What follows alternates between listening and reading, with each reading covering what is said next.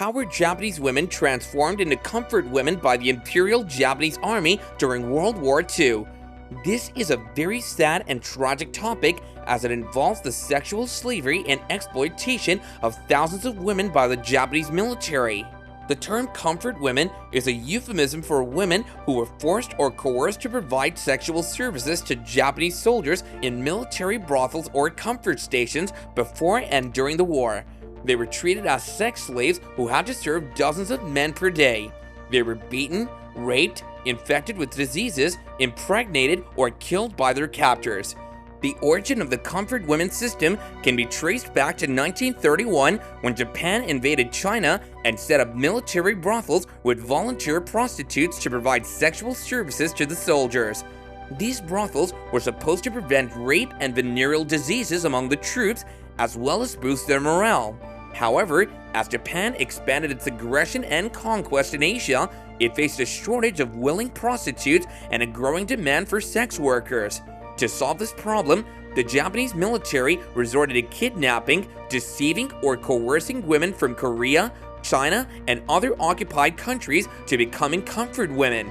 Many of these women were young girls who were lured by false promises of work or education or sold by their families as indentured servants. Some were even abducted from their homes or schools by force.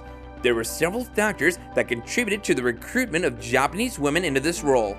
Economic hardships, poverty, and societal pressures created an environment where women were driven to becoming comfort women. These women often hailed from marginalized backgrounds, making them particularly susceptible to the allure of a steady income and the hope of supporting their struggling families.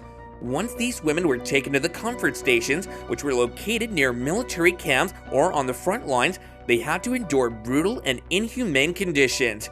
They were raped repeatedly by multiple soldiers every day, sometimes up to 40 or 50 times a day. They had no freedom or dignity and were treated as objects or animals. They suffered from physical and mental trauma, infections, injuries, abortions, and sterilizations. Many of them died from disease, malnutrition, abuse, or suicide. Some of them were even killed by the Japanese army. Life as a comfort woman was harsh and degrading.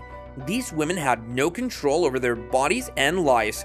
The military controlled every aspect of their existence, from where they lived to how they were treated. Besides the physical violence, the hurt inside their hearts was just as bad. These women were treated like things as if they didn't have any feelings or rights. They had to hide their feelings, go through being embarrassed, and pretend to agree, all while trying to handle the really bad experiences that were forced on them. Moreover, these women had their humanity taken away from them in a planned way. They were made to forget who they really were by giving them new names or numbers. They lived in dirty and small places away from the rest of the world, and they couldn't live a normal life. The military's power and control extended far beyond the comfort stations. The women had to follow strict schedules decided by the soldiers, even if they didn't want to. They had to do tiring work for long hours and follow orders from those in charge. The women weren't allowed to speak up, share their thoughts, or even talk about their pain. If the women tried to resist or escape, they faced really bad consequences. They could get hurt physically or treated even worse. The stories of comfort women have become really important in recent times.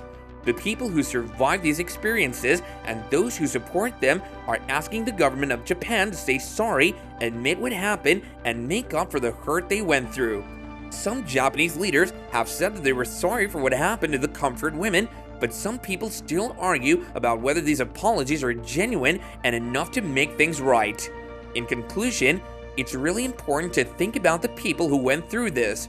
By understanding their hurt and standing up for what's right, we show that we respect their strength and make sure we don't forget what happened to them.